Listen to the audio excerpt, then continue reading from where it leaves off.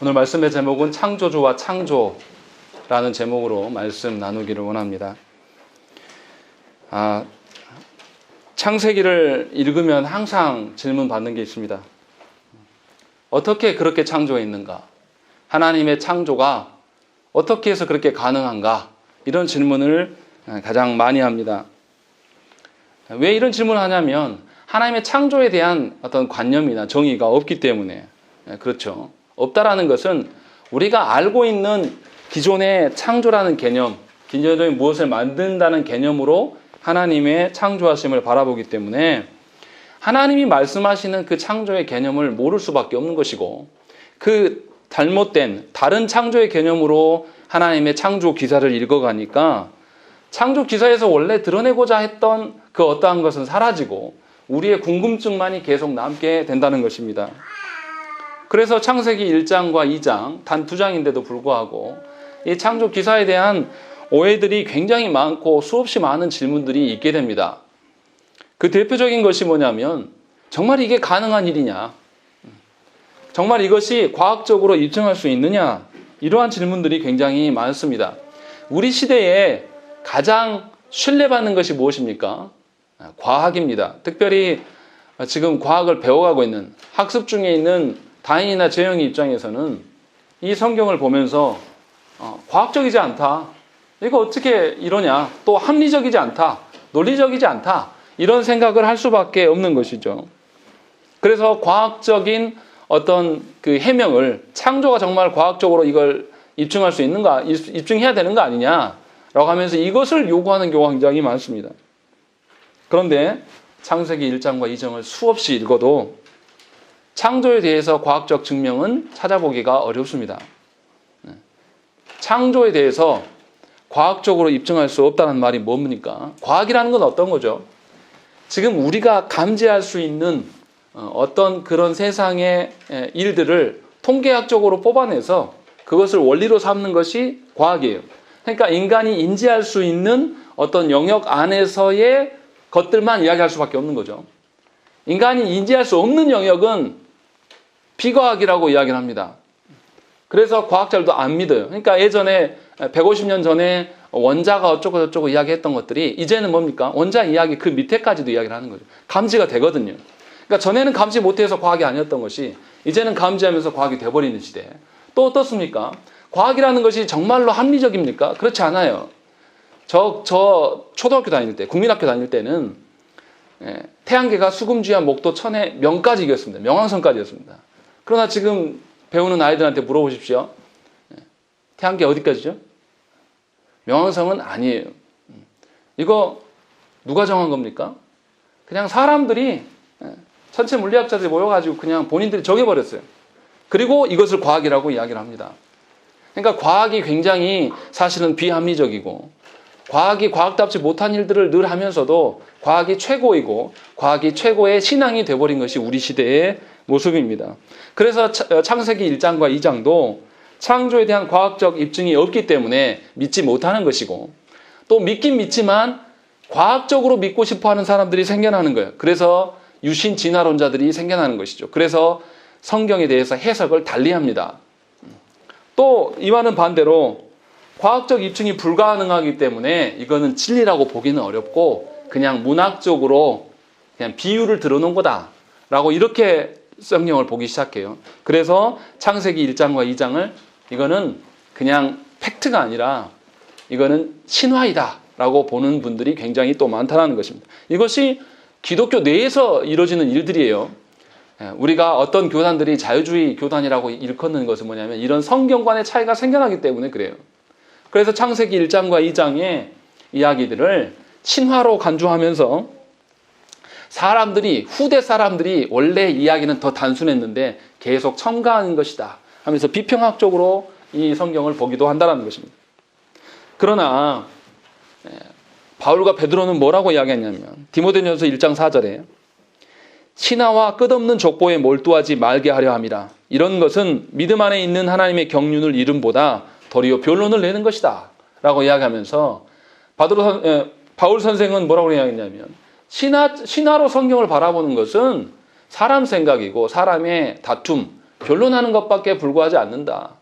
살아계신 삼위 하나님을 우리끼리 누가 많고 옳고 그런 것을 따지는 것이 무슨 의미가 있느냐, 그 이야기를 하고 있는 것이고, 베드로 사도도 베드로후서 1장 16절에 우리 주 예수 그리스도의 능력과 강림하심을 너에게 알게 한 것이 교묘히 만든 이야기를 따른 것이 아니요 우리는 그의 크신 위엄을 친히 본 자다, 이렇게 말하고 있다는 것입니다.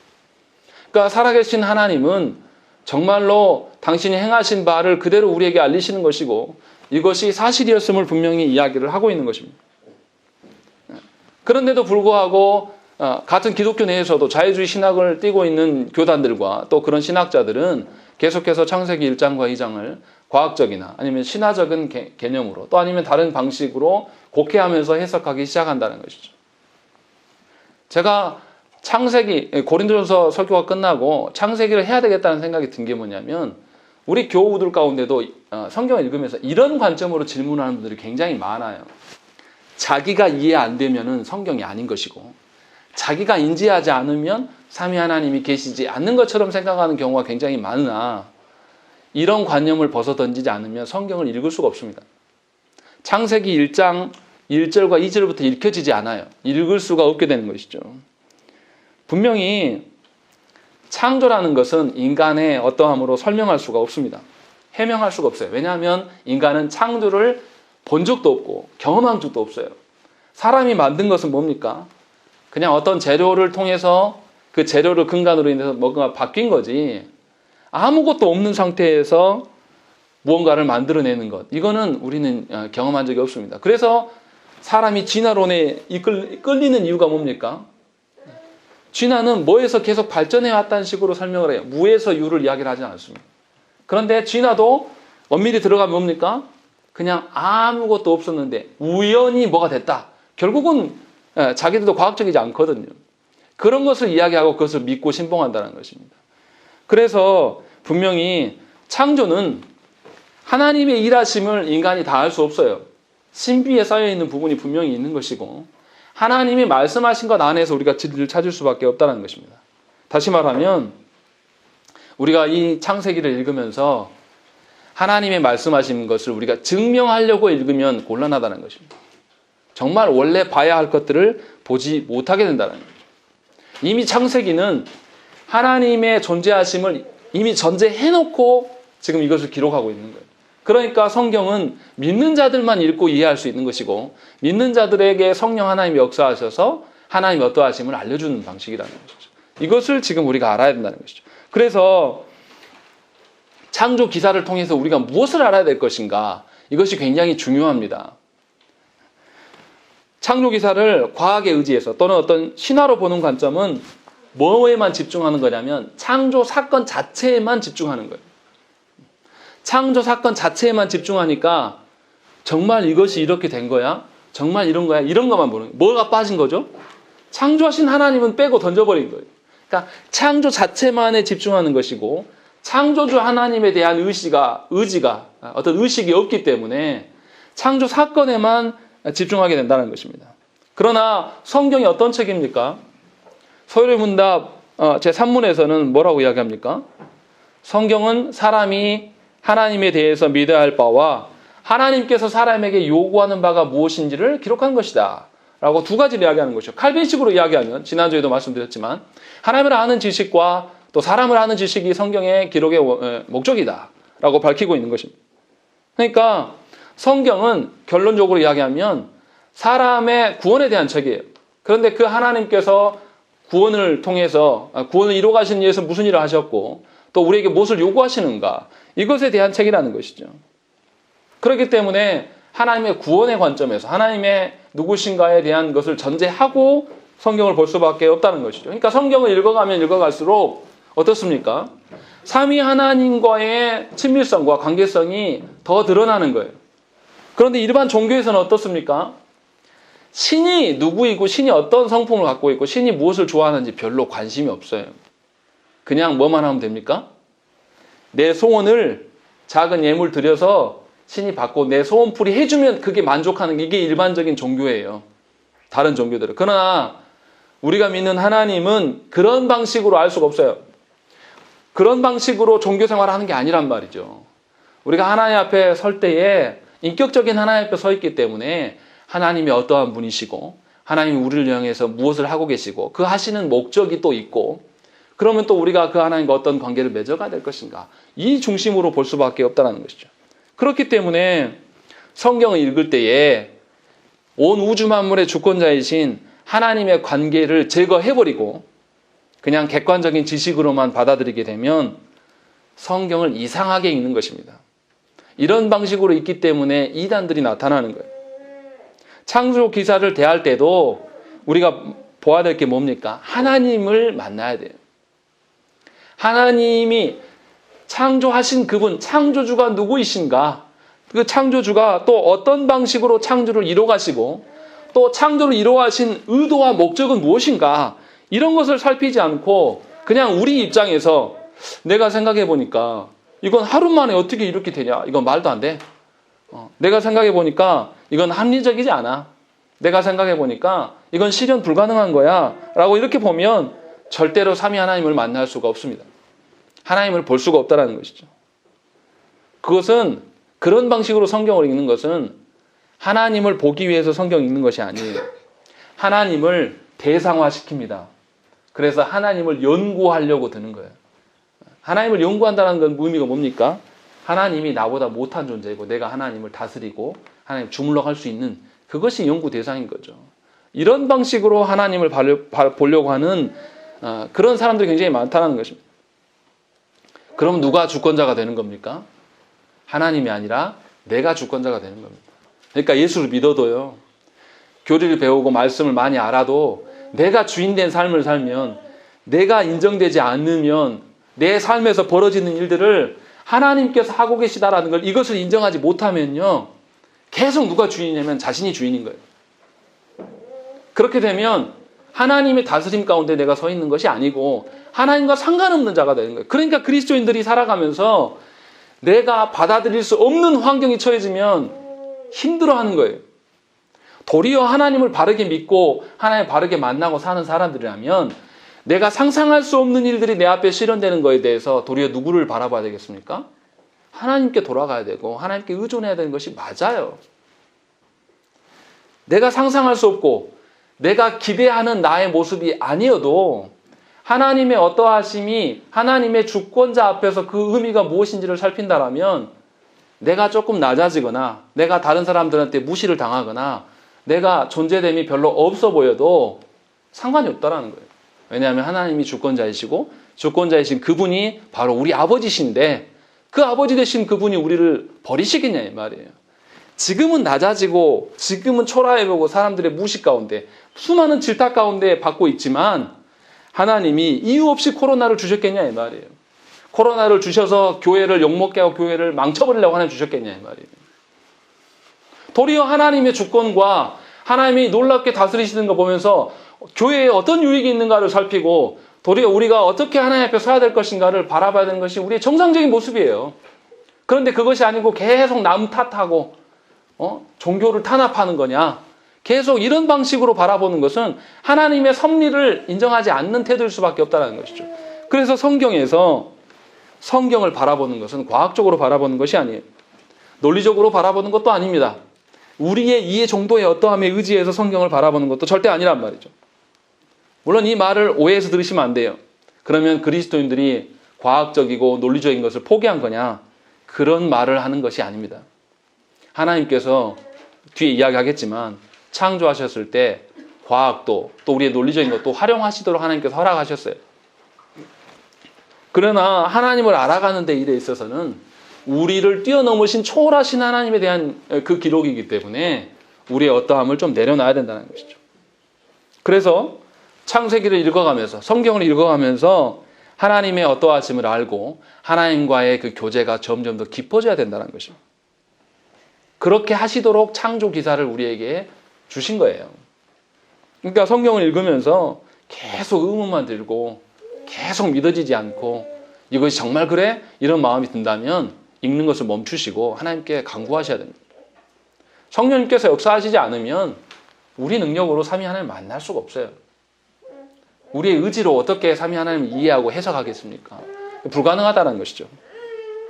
그래서 저와 여러분들이 신자라면 창조 기사를 읽어가면서 하나님께서 어떤 의도로 창조하셨는가를 살펴야 됩니다.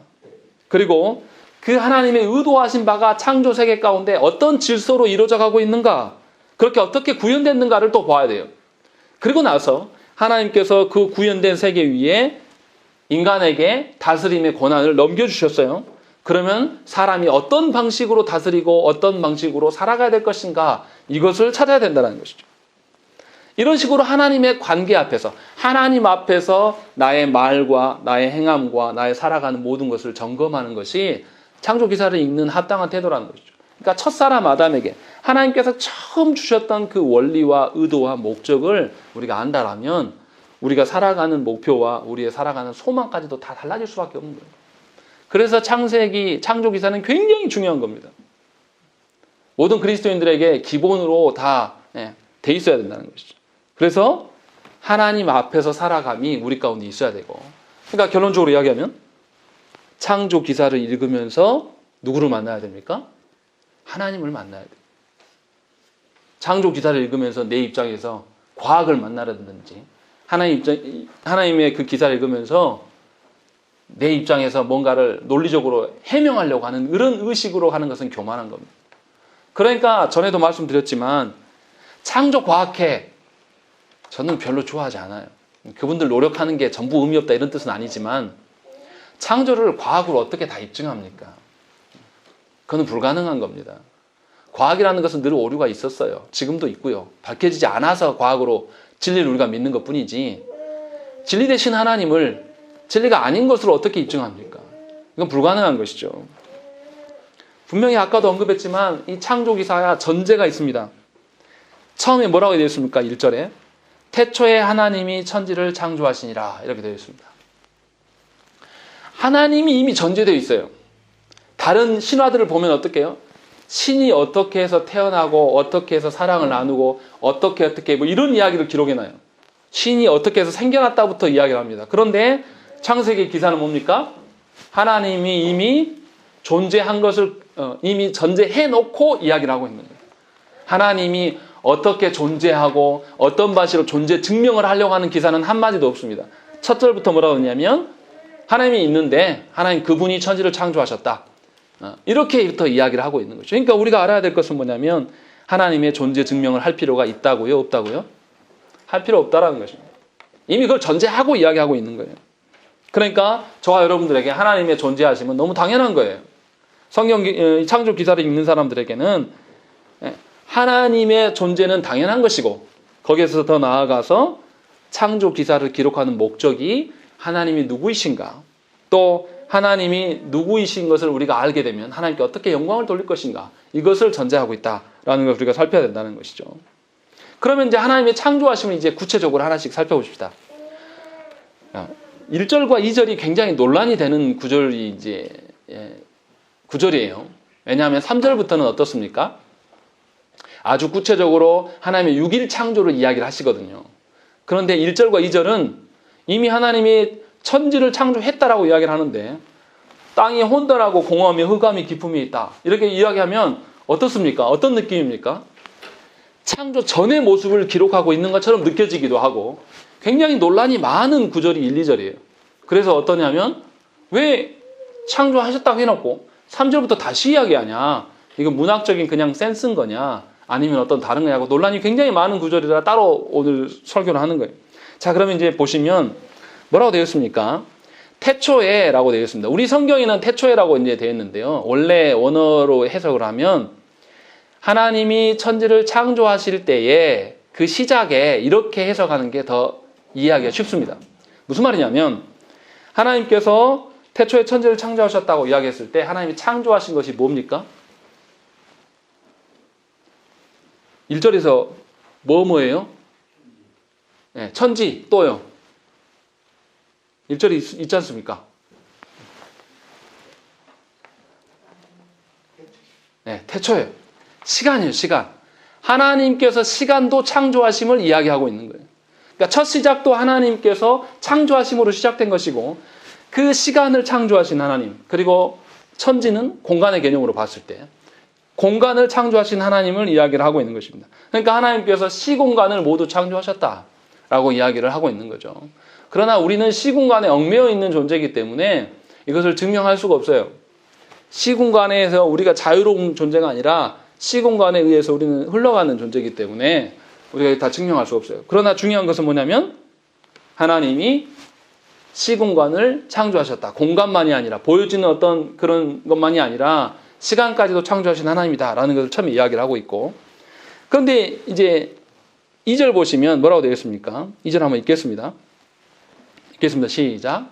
땅이 혼돈하고 무너하며 흑암이 깊음 위에 있고 하나님의 영은 수면 위에 운행하시니라. 지금 이것 창조 전입니까? 창조 후입니까? 2절이. 그리고 3절 보시면 하나님이 이르시되 빛이 있으라 라고 이야기하시는 거죠. 이게 첫째 날이거든요. 그럼 어떤 느낌 드십니까? 2절이 창조 전처럼 느껴진다는 것이죠. 근데 진짜 그럴까요? 이제 이것이 우리의 숙제예요. 왜냐하면 3절에서 첫째 날에 대한 이야기를 하니까 꼭 창조 전처럼 돼요. 그럼 창조 전으로 보면 이제 어떻게 해석이 되냐면 보세요. 창조 전에 땅이 이미 있었어요. 그리고 수면 위에 운행하셨어요. 성령님이. 그러면 물이 있었다는 뜻이죠. 그러면 하나님이 무에서 유를 창조했다며요. 이렇게 말이 되잖아요. 그러면은 땅과 물이 이미 있었다는 거잖아요. 그렇죠? 제 말이 틀립니까? 논리적으로 읽지 말라고 해놓고 설교는 논리적으로 하려고 걱정하고 있나요? 분명히 창조 전으로 보면 2절 기사가 어떻게 되냐면 땅과 물이 있는 상태예요. 이미 뭔가 있었어요. 있는 상태에서 하나님이 창조하신 거 아니냐 이렇게 설명을 합니다. 유신 진화론자들이 이걸 좋아해요. 무슨 말이냐면 하나님이 땅과 물만 그냥 세팅해놓고 수억만 년이 지나가지고 진화의 과정이 있다. 그래서 2절과 3절은 간극이 엄청 길다. 이렇게 보는 거예요. 유신 진화론자들은. 그러나 우리는 그렇게 보지 않습니다. 지금 무슨 이야기를 하려고 하는 거냐면 2절에 있는 땅과 물의 개념이 무엇인가 이것을 우리가 살펴야 된다는 것이죠. 신앙 고백서에서 보면 하나님이 창조 어떻게 하셨다 그랬죠? 세 가지 특징을 이야기할 때 재영아 어떻게 했지? 신앙 고백서에서 무에서 유를 또 선하게 창조하셨고 6일 동안 창조하셨다. 분명히 이렇게 기록하고 있는 것이죠. 그러면 하나님께서 무에서 유를 창조하심이 맞아요.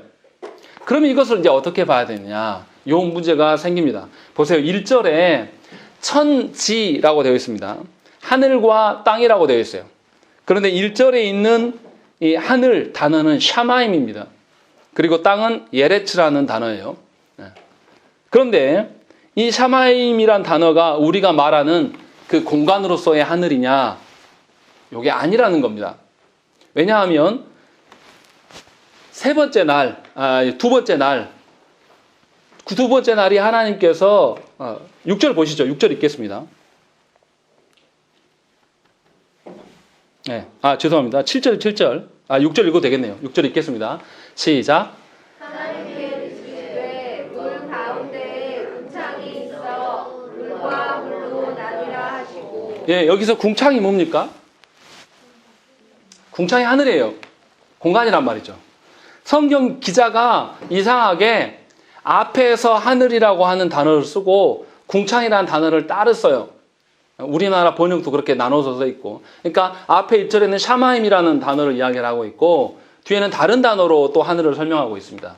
이 말이 뭐냐면 1절에 천지를 창조하셨다라는 의미는 뭐냐면 하나님이 다스리시는 보이지 않는 영적인 하나님 나라와 보여지는 우주 만물 이것을 이렇게 표현한 거예요. 그래서 하나님 나라 보이지 않는 세계도 창조하셨고 보이는 세계도 창조하셨다라고 말하는 것이 1절의 말씀입니다. 그리고 나서 2절에 나와서 땅이 혼돈하고 어쩌고 저쩌고 막 나오는 게 뭐냐면 이제 이 땅이 뭐냐면 1절에 있었던 예레츠를 그대로 받은 겁니다. 다시 말하면 보여지는 세계는 이러하고 있다라는 거예요. 이미 하나님께서 1절에서 창조하셨다라고 말씀하신 거예요. 보여지지 않는 세계를 창조하시고 보이는 세계를 창조하셨고 창조하셨을 때 처음 상황이 이렇다. 2절 이야기를 하고 있는 거예요.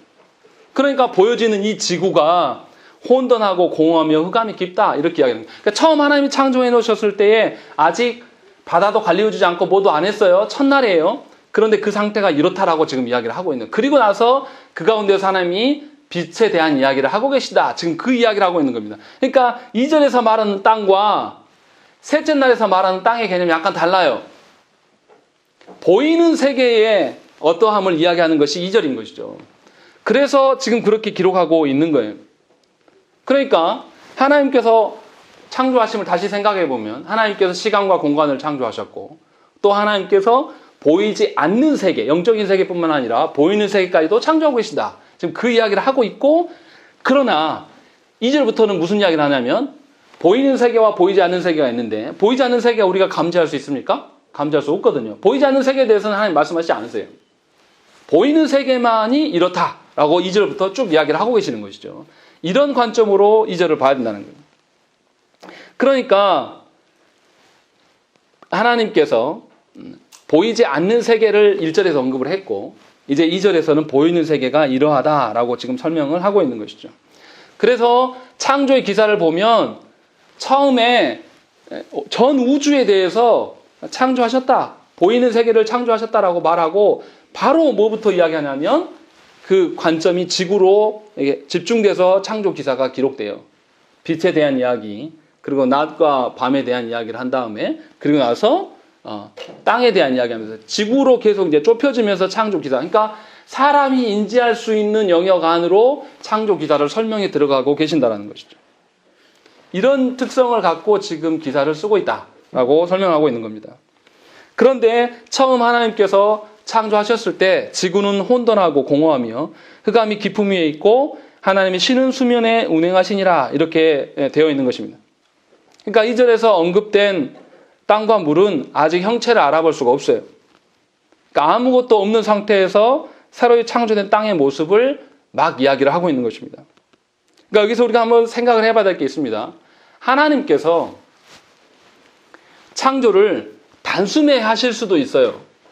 이런 제가 창조 기사를 읽으면서 항상 생각이 드는 게 뭐냐면 왜 하나님께서 하루, 이틀, 사흘, 나흘 이렇게 6일 동안 창조하셨을까? 이렇게 안 하셔도 되거든요. 그냥 하나님이 구상하시는 거 있어 하면 딱 그냥 있을 수 있거든요. 근데 하나님께서 이렇게 창조하신 목적이 있다는 것이죠.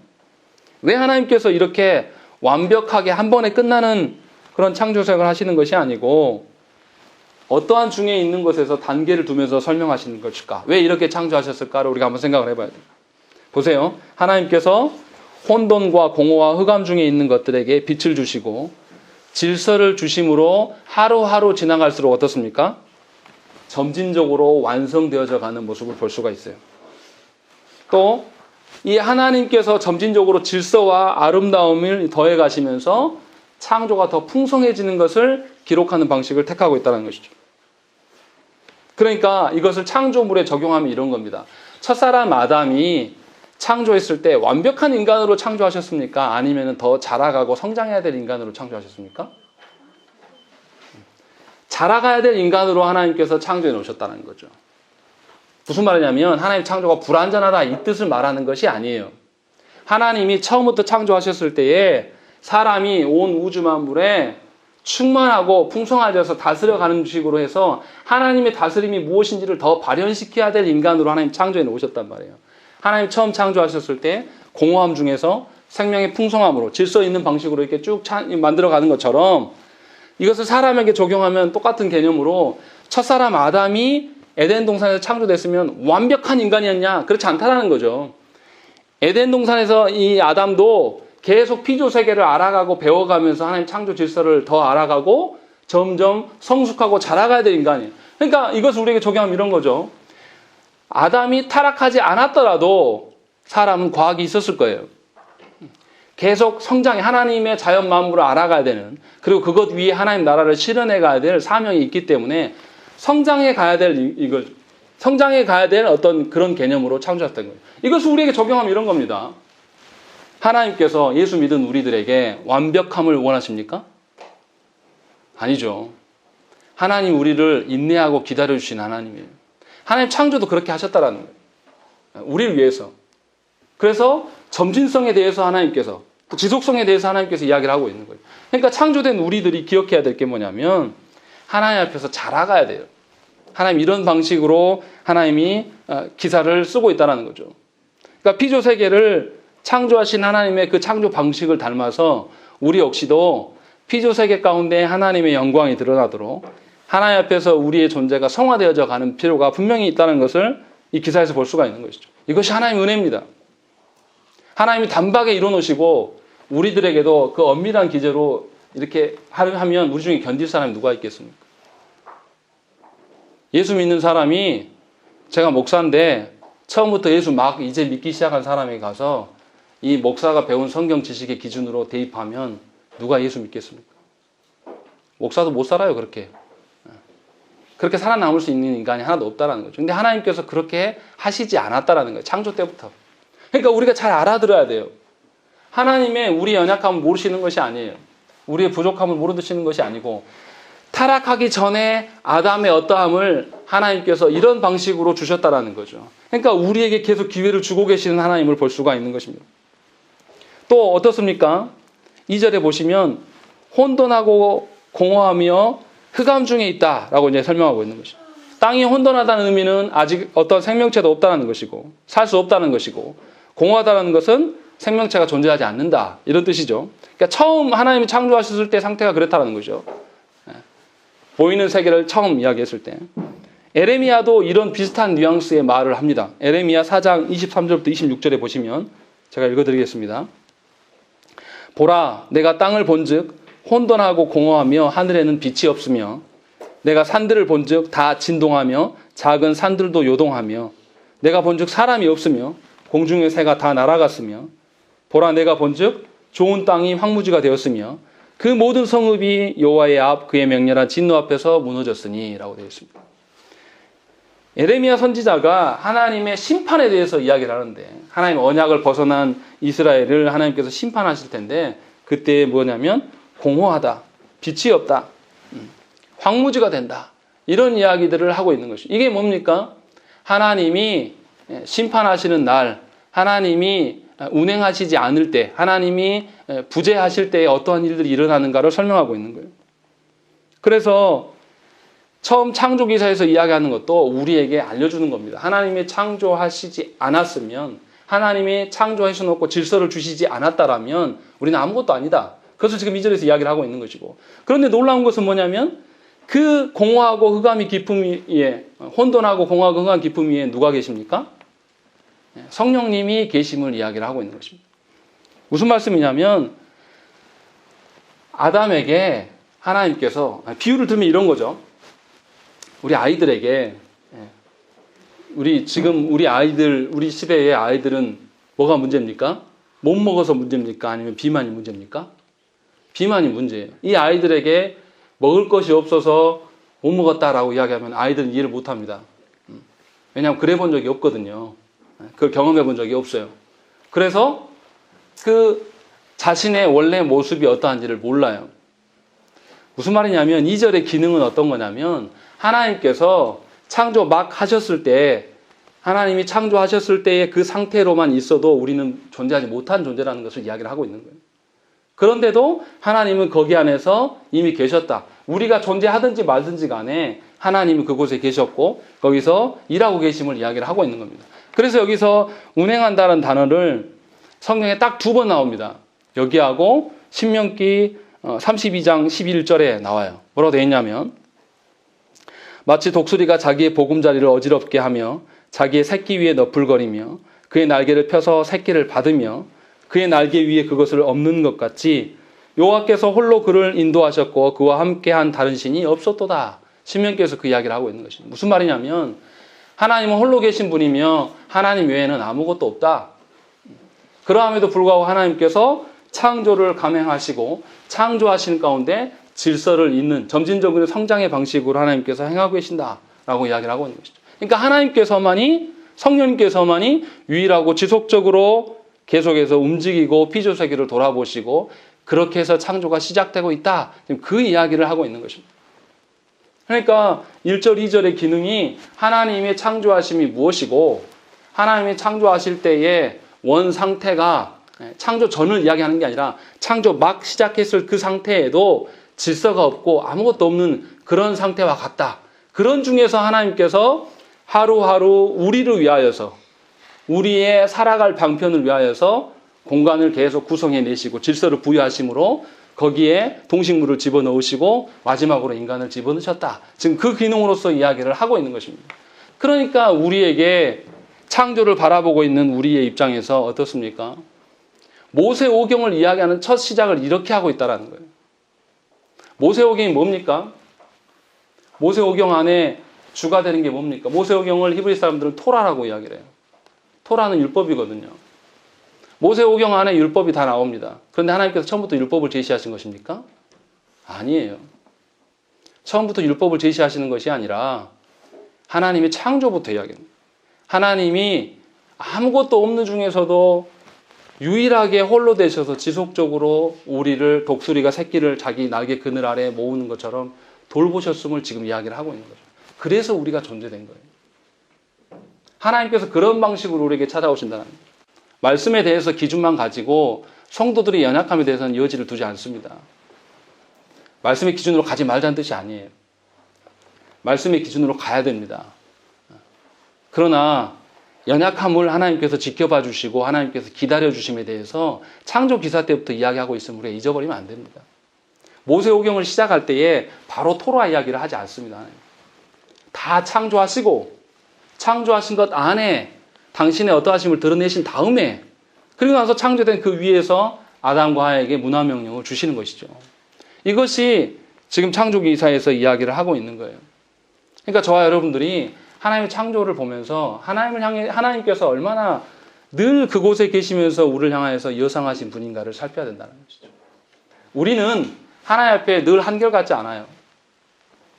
우리는 혼돈하고 공허하며 흑암이 있으면 하나님 버릴 사람들입니다. 그런데도 하나님은 그곳에 계시면서 당신의 어떠하심을 우리의 어떠함에 맞춰서 보여주고 계신다는 것이죠. 그것이 창조기사의 처음입니다. 그러니까 우리가 10계명을 주실 때도 한번 생각을 해보세요. 10계명에서 바로 1계명 이야기를 합니까? 아니에요. 오늘도 읽었잖아요. 내가 누군지, 하나님이 누군지를 먼저 밝히시는 거예요. 내가 노예되었을 때 너희를 구원한 하나님이다. 먼저 자신이 누군가를 드러내신 다음에 그리고 계명에 대한 이야기를 하고 있는 거예요. 그러니까 창조 기사를 통해서 우리가 하나님이 누군가를 발견하고 하나님이 어떠한 창조 질서로 이 세계를 창조하셨는가 그리고 그 안에서 나의 존재됨은 무엇인가가 전제된 다음에 그것이 정리된 다음에 하나님의 계명에 대한 어떤 것을 말씀하고 계신다는 것입니다. 그러니까 저와 여러분들이 분명히 알아야 됩니다. 우리가 성경적인 교리적인 지식을 알아가는 사람들, 저도 마찬가지예요.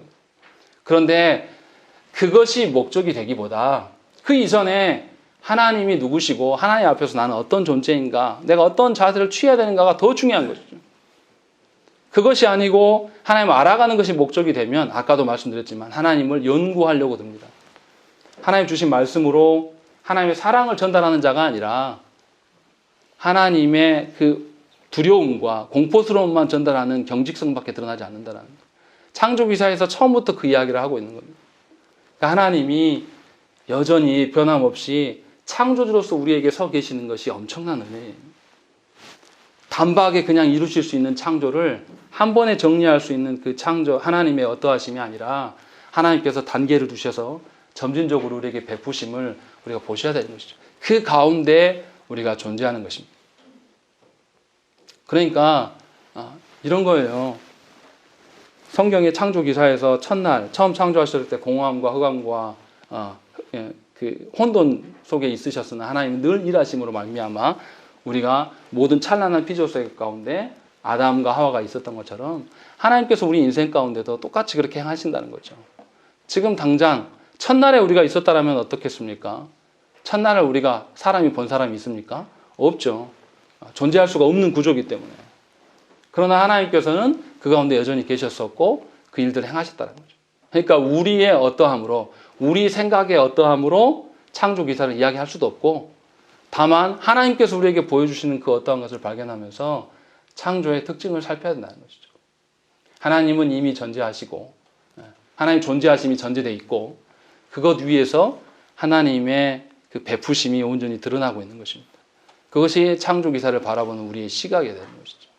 하나님께서 이렇게 점진적으로 주시는 것이 저 여러분들의 놀라운 은혜이고 하나님 지속적으로 그곳에 계셔 주심이 얼마나 큰 은혜인가를 오늘 말씀에서 보셔야 됩니다. 여전히 하나님은 이 코로나 전국 속에서도 예배드리기 힘든 상황 속에서도 여전히 하나님 그곳에 계셔요. 다만 우리가 핑계하는 거죠. 코로나 때문에 못해요. 무엇 때문에 뭐 어떻습니다. 이것을 이야기하는 것 뿐이지 하나님 늘 그곳에 계신 분이라는 것을 말씀을 통해서 보십시오. 그리고 그 하나님과 교제함이 목적이 되셔야 돼요. 하나님과의 교제함을 벗어던지고 나의 어떠함을 이야기하는 순간 우리는 은혜를 받을 수가 없습니다. 하나님의 긍휼과 사랑 안에 거할 수가 없게 된다는 것입니다.